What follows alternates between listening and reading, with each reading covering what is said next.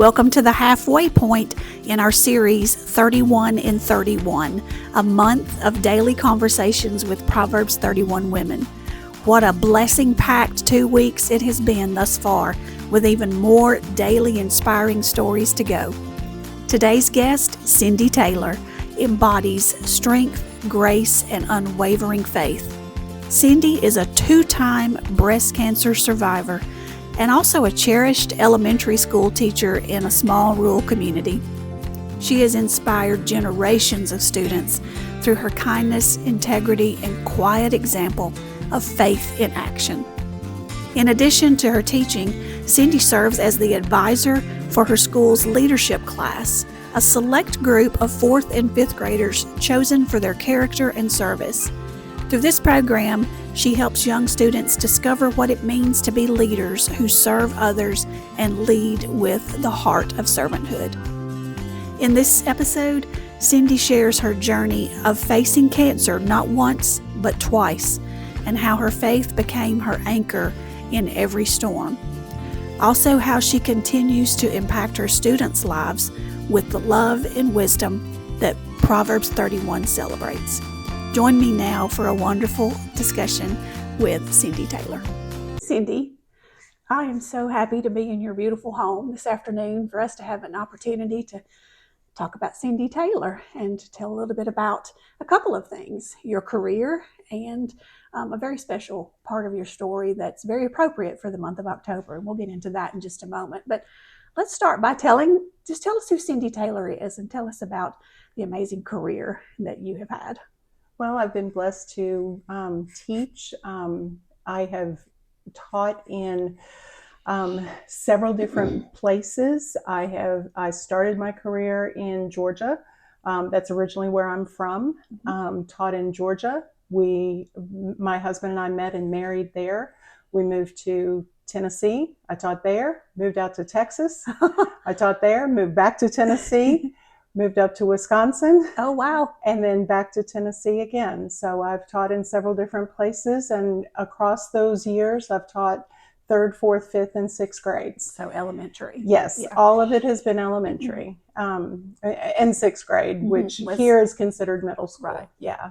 Well, great. Yeah. And That's a I calling. have loved it. And it truly is a calling. Yeah. And I've known all my life I wanted to be a teacher. Well, you're a very popular teacher too. I love, every year at the end of the school year, seniors, especially in our area, the senior class, particularly football players, oftentimes get to choose a teacher that had an impact on them, and they will take their jersey, to that teacher. And I have paid attention that year after year, you are one of the teachers that a senior will go back to, or will hear stories, something in their writings, about the teachers that have had an impact on them. And you are always one of the ones. Well, I love my kids, and once they're one of my kids, they're always one of my kids. Right. And I think that's true for most educators, don't you? It is, yes. Yeah. Yes. It's building connections is just part of teaching. Right. It's not just a one and done. That, No. Just because you're in my class this year, that's it for you. That's right. That's Yeah, right. Yeah. Well, during those teaching years, you had a couple of little bumps in the road with your health that you had to deal with on top of trying to manage your career and your home. And the first time raising your own children. Right. Talk to us about that. When I was 38, I was diagnosed with breast cancer. I had gone to my doctor and absolutely no suspicion of anything. Just a regular mammogram? Well, and it was a baseline mammogram. He wanted to get a baseline. He likes to get a baseline sometime between 35 and 40 so that when you start getting them yearly at 40, he has something to compare back to. Okay. And I was pregnant with my son at 35 and still nursing at 36 and 37. So when I went in for my yearly at 38, he said, we need to get that baseline on you. There was no suspicion of anything at all. And so I went to the hospital, had my baseline mammogram, and he called me a couple of days later and he said, Cindy, there was a little something that showed up. We need to do a biopsy. It's probably nothing. And I said, okay. So he did a surgical consult, and I went in and took the mammogram film with me. And the surgeon, it was a general surgeon, and the surgeon looked at the mammogram film and assured me we were making a mountain out of a molehill. Okay. So we did it was an excisional biopsy the following week, and I went in for the pathology report, and we were so convinced that it was nothing. We had so been assured that it was nothing that I didn't even take a list of questions. You weren't prepared. And I'm a list maker. I am a list maker. And so I didn't even have a list of questions. Tim went with me, and the surgeon came in when he had the pathology report. He came in and he told Tim to sit down, and Tim said, no, I'm okay. And he was kind of leaning up against the little desk there, and he said, go ahead and sit down. Tim and I looked at each other and went, oh my goodness. Wow. And the world spun. Yeah. Now, where were you at that time? In what state? We were here. You were in Tennessee. Okay. We were here. First time was in Tennessee. Okay. Yeah. Wow. I mean, all of this has happened since we moved to Dyersburg. Yeah. And he told us what it was, and the biopsy that he had done, it was an excisional biopsy, and he had taken out about a 2-inch chunk of tissue, and he thought he had gotten clear margins, but the pathology report showed that it was still extensively involving the margins, which means there was a lot more still there. Mm-hmm. And I didn't hear a whole lot more after that, right? Yeah. We went in thinking that we were just going to be told, we thought it was nothing. Mm-hmm. And I felt like I'd been hit by a 2x4.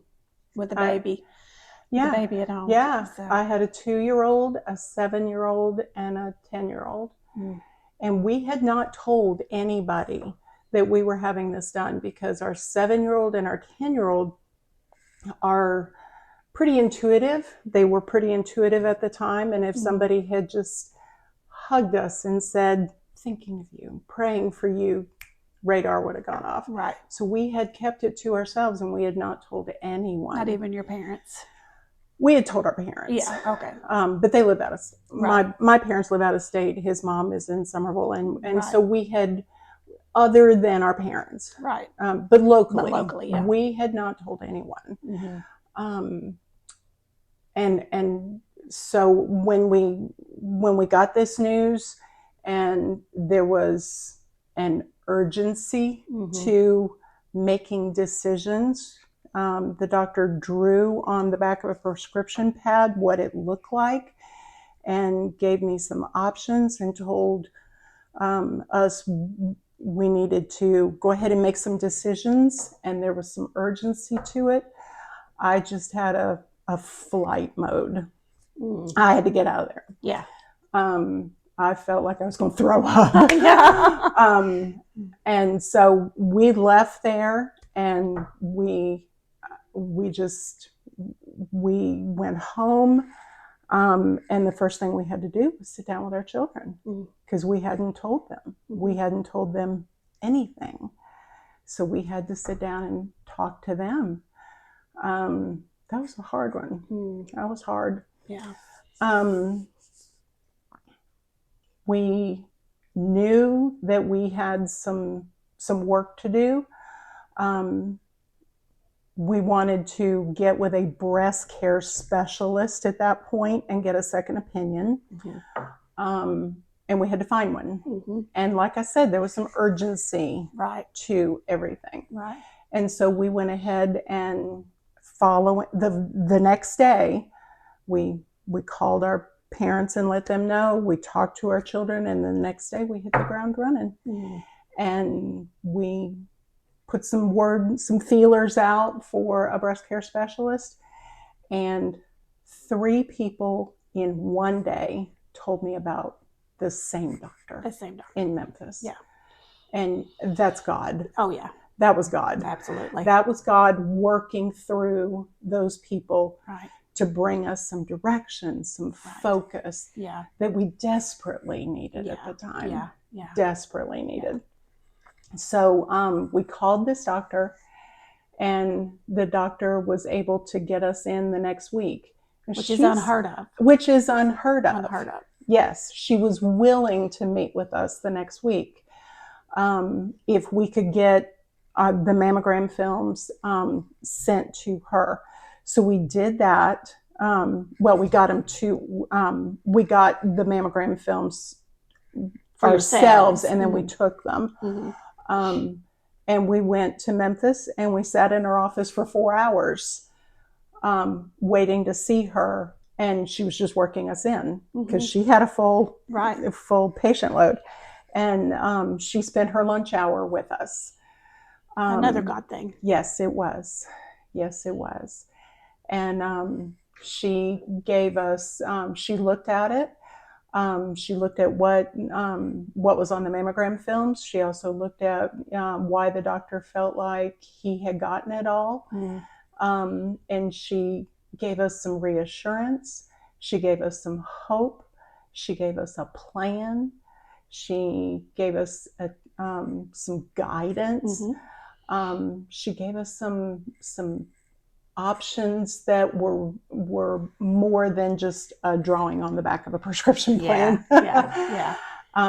And we left there. I mean, my husband and I talk about it. We ate a full meal for the first time in a week. Well, so, just that sense of direction. Yes. You know, I mean, I can share that commisery with you. Yes. Just a sense of direction is what, when you're just floundering out there with, all of these options, but no clear direction on which one might be the best. It's hard. It's very hard. Very hard. I had no cancer in my family whatsoever. So, and I don't have any family here in Dyersburg. I don't have any family anywhere around. Right. So, and so that's, to that point, here you are, an educator with a whole class full of babies that are yours. Well, at that time, I was a stay-at-home mom. Oh, good. I had taught for 9 years, and I had wanted to stay at home with my children. And so when we moved here to Dyersburg, I had taught for 9 years. When we moved here to Dyersburg, I stayed at home with the kids for 12 years. And that was during that time. So I was blessed to be at home with the kids during that time. And then I went back to teaching. Well, that's good. Yeah, that was another blessing. It was. But if it had to happen at all, that happened during this time frame of your life. God's timing was just stamped all over this. I mean, I already mentioned the 3 people in one day. We, our son was 2 at the time. We had seriously contemplated a 4th child. If we'd had a 4th child, I wouldn't have had that mammogram. Right. And if I hadn't had that mammogram, then, I mean, it wouldn't have been discovered until later, and the prognosis could have been very different. So, that was just, and then, me being at home and not teaching at that time. I mean, there were so many things where God's timing was all over it. Yeah. And at that time, your faith, as strong then as it is now, you were recognizing those things? I was. That's good. I don't know how anyone walks through a health scare like that without I have said that knowing Christ, so many times. I pray that for anyone. Yes. That the first plan of action, honestly, on any medical plan is to know Christ. That's right. That should be first plan of action because you're not going to get through this as easily if you don't. And so, wow, that's great. That's great. One of the things that really helped me during that time was I felt very out of control during that, especially during that week in between when we got the diagnosis and actually seeing the doctor who helped us develop a plan, the one in Memphis. And so as I prayed during that time, I started to visualize taking all of my worries and my concerns and my fears and I would wrap them up in a package, and I would visualize placing them in God's hands. And I had to do it a lot. Yeah. Because I would take back control of it, and I would panic. And right. then I would visualize putting it in a box, tying the string around it, and placing it in God's hands. And then 30 minutes later, I'm panicking again. And then I would visualize doing it again. Keep doing it. And that helped me so much. That's tremendous. And I have, I don't know about other people, but that helped me. And I have shared that with other people. Mm-hmm.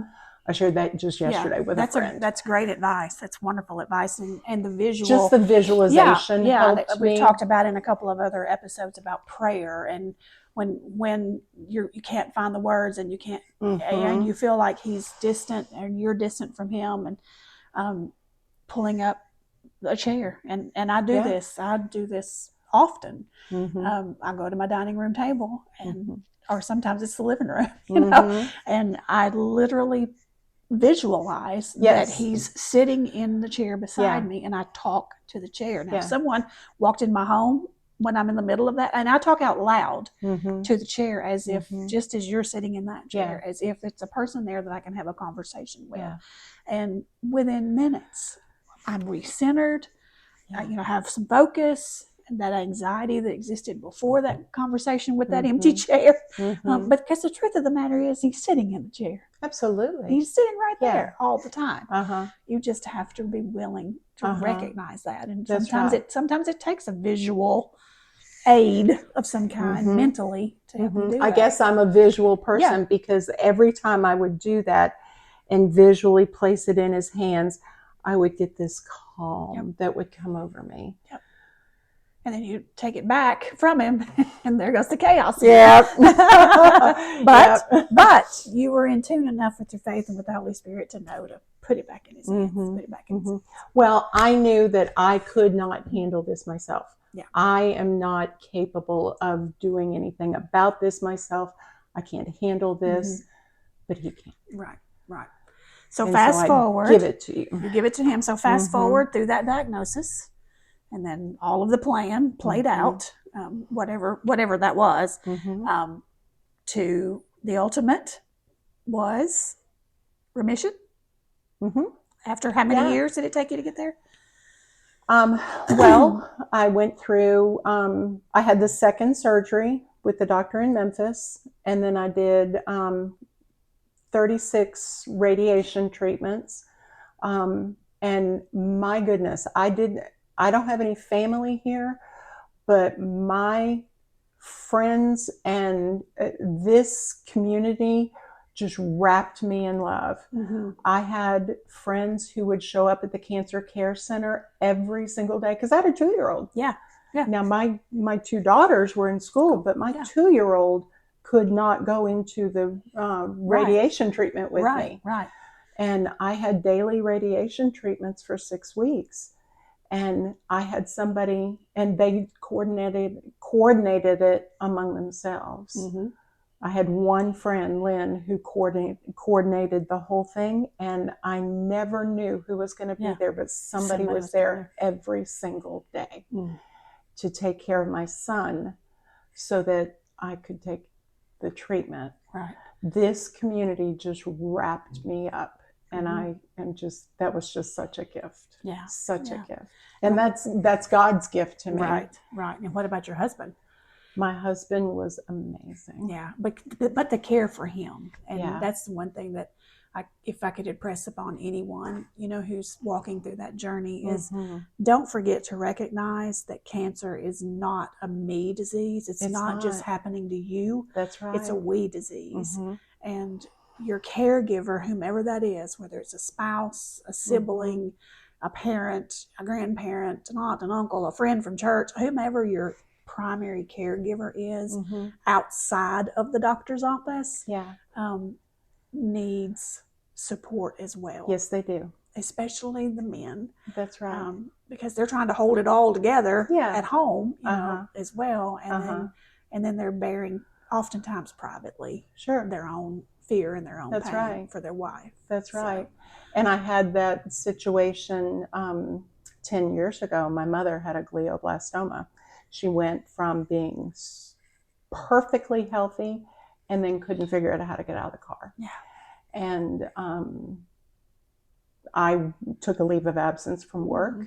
and I went and took care of her. Mm-hmm. And I thought I was going to take care of her, and I ended up taking care of both my mom and my dad. Mm-hmm. Yeah. And it's hard. Yeah. It's hard. Yeah. But I wouldn't trade that for the world. Right.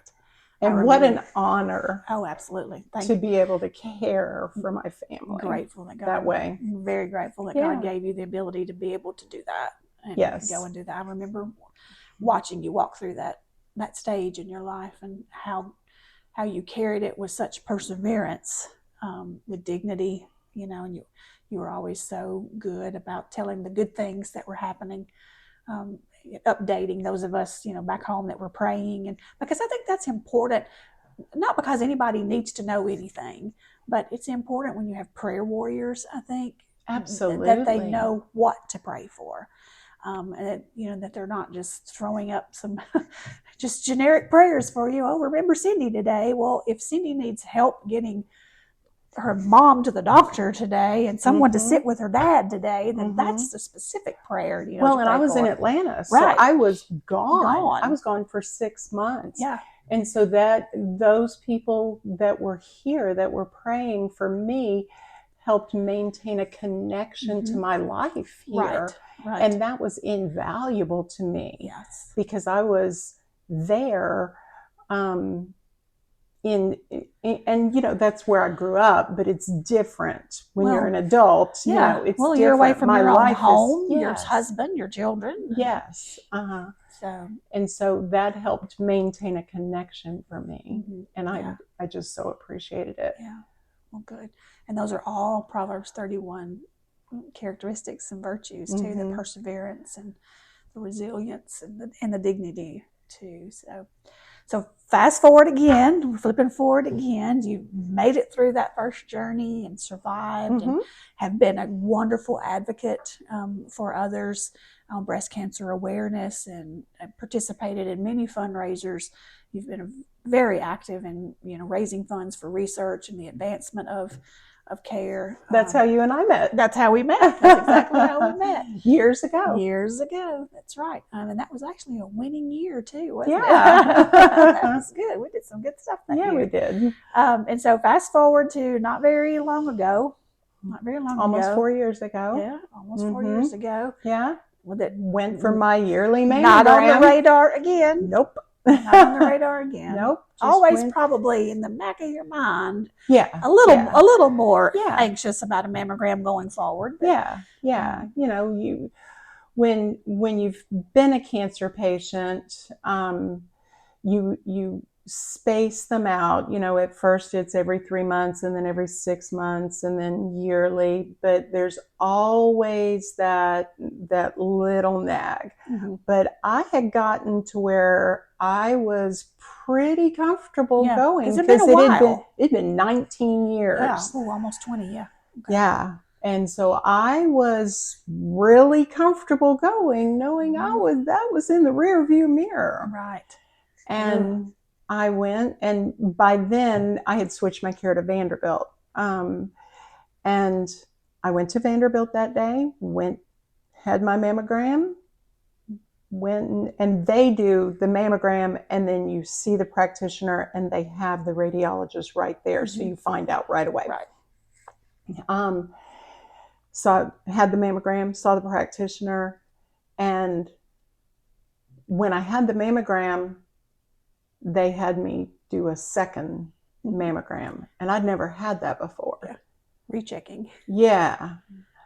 And I tried not to think about it.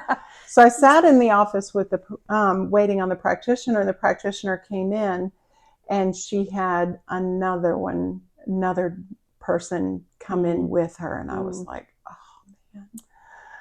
And you were alone.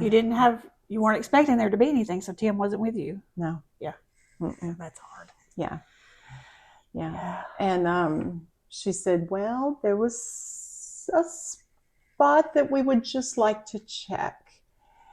And we need to do a biopsy. And I said, okay, take me down the road of this. Yeah. What if it's malignant? What are we going to do? Mm-hmm. And she took me down the road. You left with knowing the plan this time. Either way. I felt like if she really didn't think it was anything, she wouldn't have taken me down the road. Yeah. She would have said, oh, let's just wait and see. Yeah. And kind of waved me off. Mm-hmm. She didn't.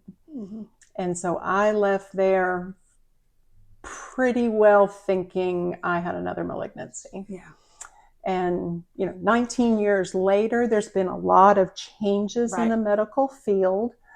And there's now a patient portal. Mm-hmm. Yeah.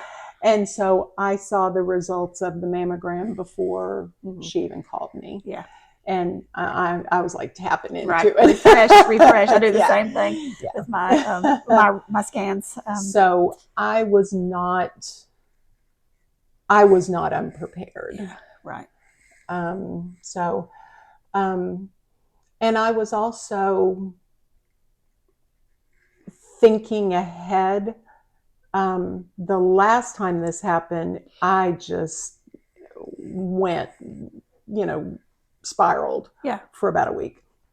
This time, I pretty well had an idea. Instead of flight mode, it was fight mode. Exactly. That's a great way of putting it. Yeah. Yeah. And that that comes with the experience. It does. Too, of having been through it. And maybe 19 years older. You're 19 years older, but not so much staring you in the face with babies at home and all that stuff. Well, the first time I was scared to death I wasn't going to live to raise my children. Right.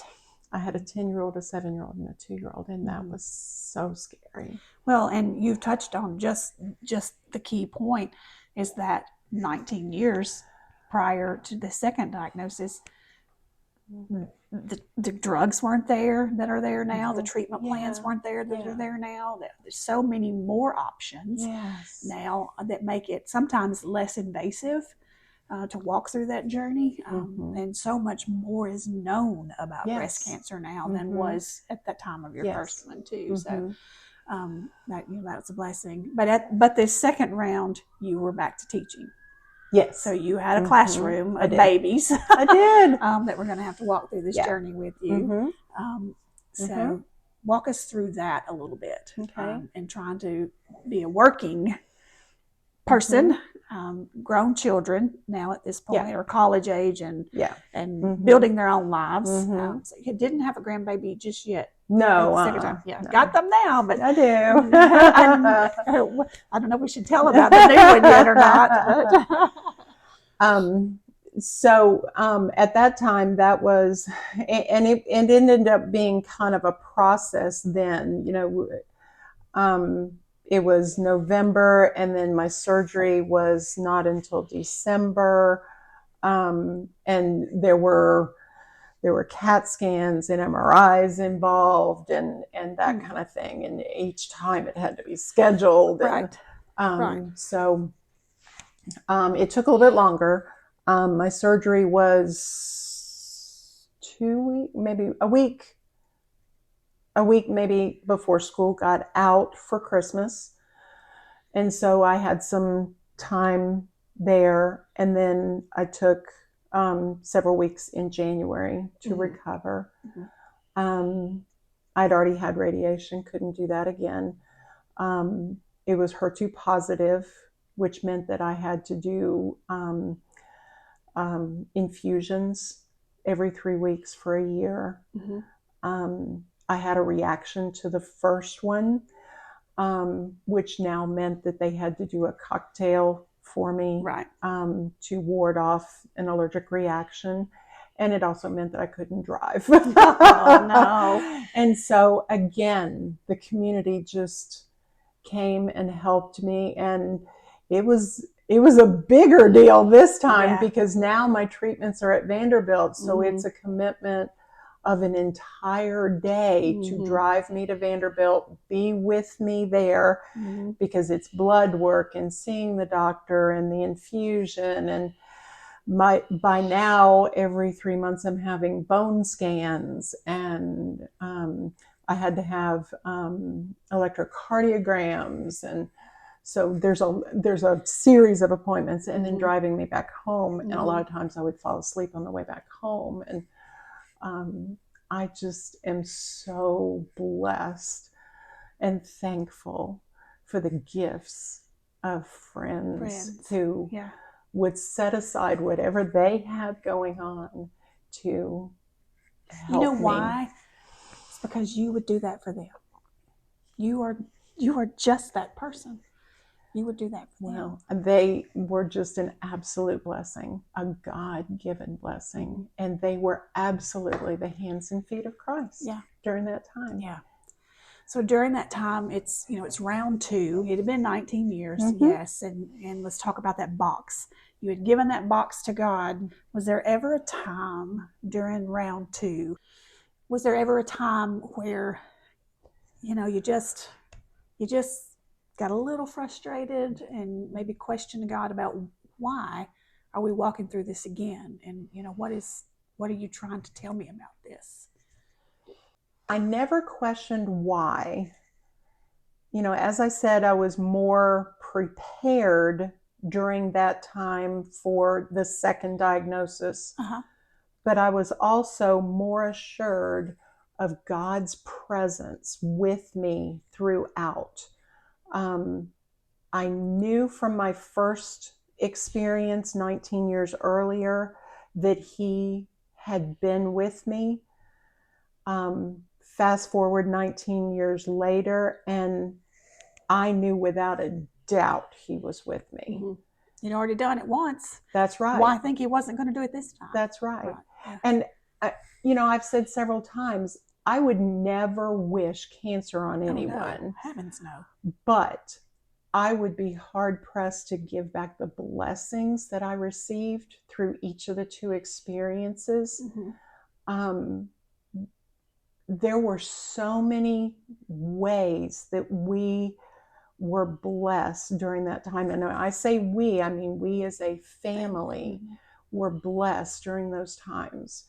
God revealed Himself in so many ways during those times. I mentioned God's timing, His presence with me, with us as a family, the gift of community in a town that we're not native of, but this is our hometown. Right. We moved here in 1997. We're not native Dyersburg, but this has become our hometown. Oh, yeah. And we are just so thankful for the gift of community here when we don't have family here. Yeah. People have become family to Yeah. us. It's amazing. One of my friends in my first diagnosis, I kept, I told you that they were showing up at the Cancer Care Center to help me. And they wanted to make meals for us. And I kept saying, no, I'm okay. Yeah. I'm okay. Yeah. I don't need meals. I'm okay. And she finally said, Cindy, people want to do this. It's a way that they feel a blessing, and you're depriving them. I was told that. The same thing last year when we walked through our journey. Yes. Was that same thing, the whole meal train thing. Yes. And my husband it's just the 2 of us. We didn't have little children that needed to be fed. Yeah. And he's perfectly capable of cooking. And, right. And so the same, and I couldn't eat. I mean, so really they were just making a meal for him, so to speak. But same thing, just robbing people of their blessings. Right. Just because you don't want to be a burden to someone else. And that's admirable to not want to be a burden to others. But you have to remember too that, God has placed them there. Right. And He's called on them to serve a need that He knows you need. That's right. And so, that was me being a little controlling too, because as I was, if I'm like upright and vertical, I can make my family dinner. That's one thing I can do. And instead of just allowing people to do something for us, because you're robbing them of the chance of them to have a chance for a blessing for themselves. Because if you've ever given in any way to anything, in any shape or form, then you know that the blessing is more yours. It is. Than it is. Anytime I make dinner for somebody, I pray over them as I'm preparing that meal. And that blesses me as well as blessing them. Right. And so I know that other people who have had an opportunity to prepare meals for me or somebody else have felt a blessing as well. You know, and that goes for men too, especially on that caregiver topic we talked about a few moments ago, because men are not going to take the help. They are flat out not going to take the help. And we had a conversation in one of the other episodes about, just show up and mow their yard. Yeah. Because he's busy trying to work and cook and take care of the sick wife and the kids, and just show up and mow the yard. But don't ask him if you can mow the yard, because he's going to say no. And he's probably not going to like the way you do it. Right. But still, I think that's just really important too, to always remember. So wrapping up, what an amazing, and thank God. Let's thank God first. Absolutely. For round 2. All clear. Yeah, all clear. All clear again. So, and if it happens again, we'll tackle it. We'll go with it again. We'll tackle it. Right. And what I always say too, being a person of faith and walking through recurring cancer episodes is, I win either way. That's right. And so I just don't fear the disease. And I just would pray for anyone that's fighting cancer of any kind. Get to a place in your faith where that's how you feel. Yeah. That you just don't fear the disease. And that, leaving this world, while sure, no one wants to leave their family and to walk through a season of loss, or have them walk through a season of loss, but could there be any greater reward for walking through a illness than to stand at the feet of Jesus and be fully healed? Right. So you win either way. That's right. You win either way. So get to a place in your faith where you can feel that way. That's right. Let's talk to the woman who is facing breast cancer this month. It's Breast Cancer Awareness Month here in October. So let's have you speak directly to that woman that may be watching or listening, and she's just gotten that new diagnosis, or she's in that waiting game between a mammogram, and now she's got to go back and get those results. And what words of encouragement do you have specifically for that woman? Reach out. Talk to somebody, get help, talk through it.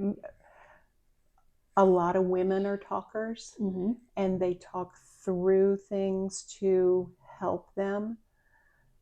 I think you have to be careful. The act of Googling, you have to be careful. Absolutely. And don't go down rabbit holes of, that's right.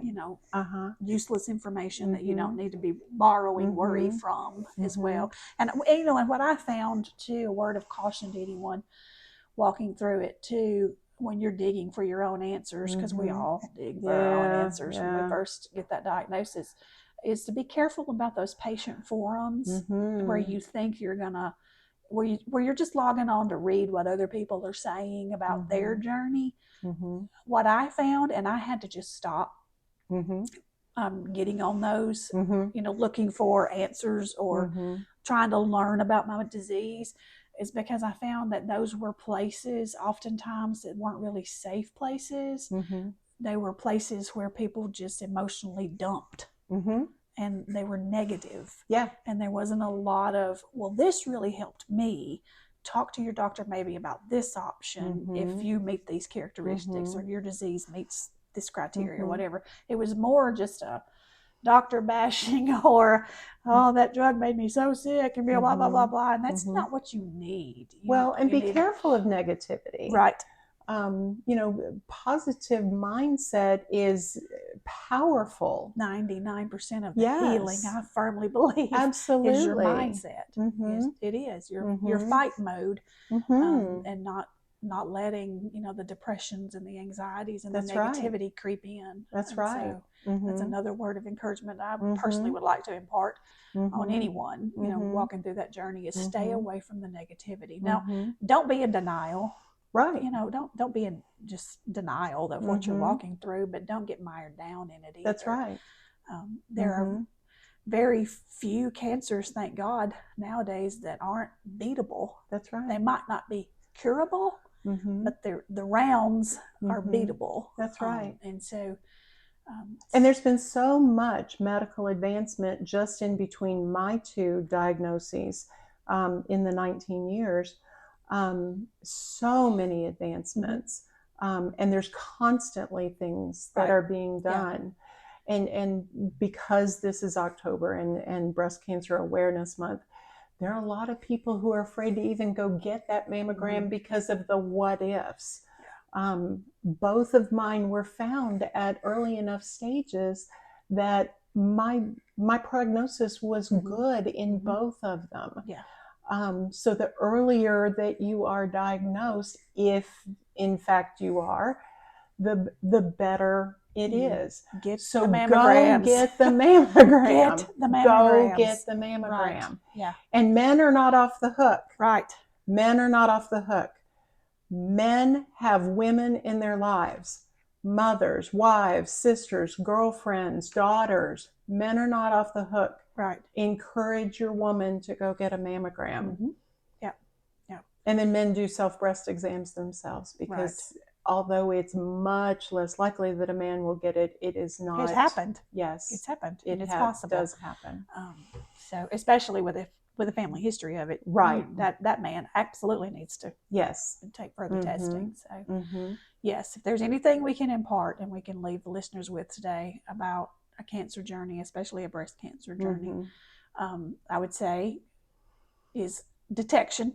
Absolutely. Early detection. And then once detected, stay strong, get a faith family, and talk to people who can talk to you in a positive way about it.